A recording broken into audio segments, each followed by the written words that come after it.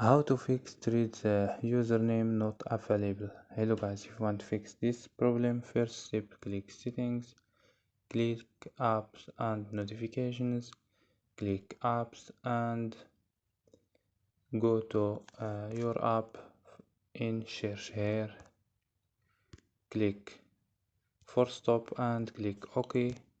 Go to storage, click clear data and click OK and click clear cache.